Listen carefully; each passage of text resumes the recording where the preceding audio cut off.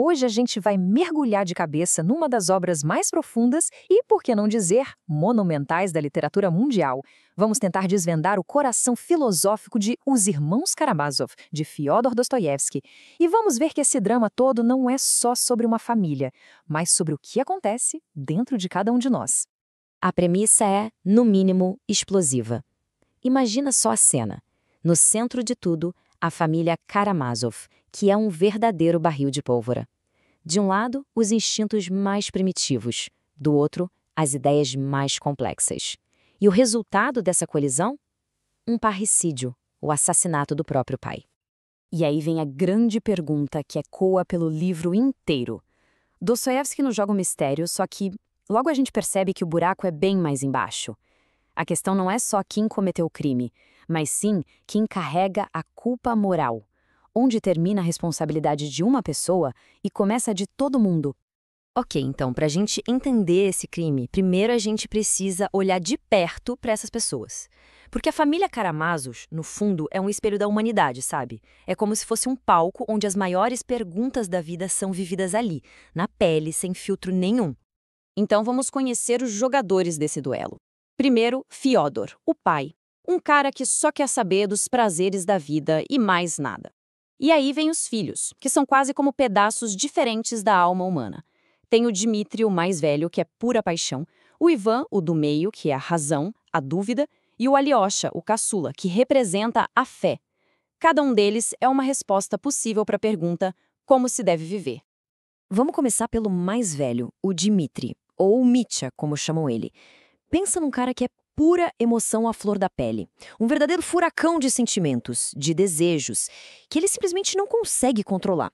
E, pra ser sincero, acho que ele nem faz muita questão de tentar. Para Dmitri é simples. Se ele não tá sentindo algo, ele não tá vivendo. A vida dele é isso, uma montanha-russa total. Ele ama com uma força que destrói e odeia com a mesma intensidade. Com ele não tem essa de meio termo, é tudo no impulso, no calor do momento. E o conflito dele é bem pé no chão, sabe? Visceral. Ele e o pai viram rivais diretos. E não é só por causa de herança, não. É porque os dois se apaixonam pela mesma mulher. Isso aí é a receita pro desastre. Uma colisão que não tinha como evitar e que mostra como a paixão pode ser devastadora. E olha que interessante essa frase dele. Ela mostra que o Dmitri, apesar de tudo, tem um código de honra muito próprio. Ele pode ser um boêmio, um canalha, como ele mesmo diz, mas ladrão, jamais. Ele faz uma separação muito clara entre ser um devasso e ser desonrado. E essa linha que ele traça vai ser fundamental para o destino dele. Agora, a gente sai desse fogo todo do Dmitri e cai no gelo. No gelo da mente do Ivan, o irmão do meio. Um cara com uma inteligência absurda, mas que vive numa guerra constante com o universo, com Deus, com tudo. A lógica do Ivan é assustadora se a gente parar para pensar.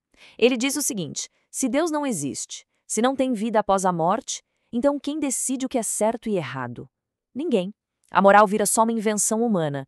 E se é assim, então tudo é permitido.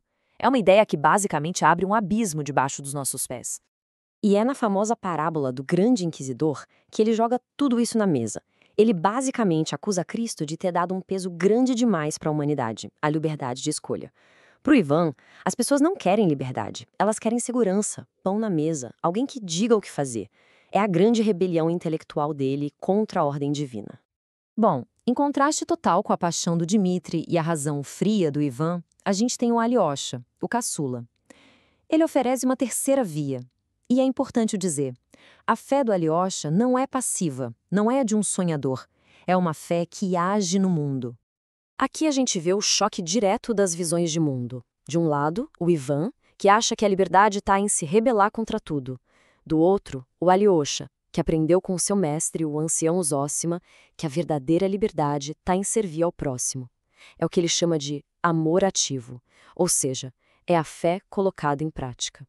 E esse amor ativo não é só um sentimento bonitinho, não. É trabalho duro, exige esforço, compaixão e, o mais importante, a ideia de que somos todos responsáveis uns pelos outros. É, na real, a grande resposta de Dostoiévski àquela ideia do tudo é permitido do Ivan. Então, tá aí o cenário.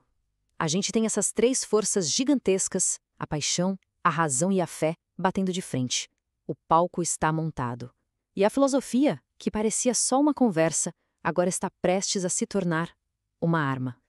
É nesse ponto que surge uma figura crucial, o Smerdyakov. Ele é o suposto quarto filho, ilegítimo, que trabalha como servo na casa. E ele fica ali, quietinho, só absorvendo as ideias radicais do Ivan. Ele se torna o campo perfeito para aquelas sementes de rebelião germinarem da pior forma possível. Aí vem uma das cenas mais geladas do livro. O Smerdyakov, que foi quem de fato cometeu o assassinato, vira para o Ivan e joga a filosofia dele na cara dele. Aquela frase, tudo é permitido, deixa de ser uma teoria e vira justificativa real para matar o próprio pai. A ideia virou ato. É de arrepiar. O que acontece na noite do crime é uma confusão trágica. Fyodor aparece morto. E quem é o suspeito número 1? Claro, o Dmitri. Ele precisava de dinheiro, vivia brigando com o pai, ele era o culpado perfeito. Todas as provas apontam para ele, para a paixão. Enquanto isso, a culpa real, a culpa da ideia, a do Ivan, fica escondida nas sombras. O julgamento do Dmitri acaba sendo muito mais do que isso. Na verdade, vira o julgamento de todas essas ideias. Cada irmão, de um jeito ou de outro, vai ter que encarar as consequências da filosofia que escolheu para viver. O fim de cada um deles é o fim da sua própria filosofia. Dmitri, o passional, é condenado, mas encontra uma espécie de salvação no sofrimento. Ivan, o racional, não aguenta o peso da culpa e sua mente brilhante entra em colapso. Smerdyakov, que levou o niilismo às últimas consequências, não consegue conviver com o que fez e se mata. E Alyosha, a fé em ação, é quem segue em frente. No fim das contas, a frase que fica ecoando mais forte até que a decisão do juiz é a do mestre Zósima. Essa ideia de que somos todos responsáveis uns pelos outros. Esse é o verdadeiro coração do romance. É a grande resposta que Dostoiévski dá para um mundo que ele já via como cada vez mais fragmentado e isolado.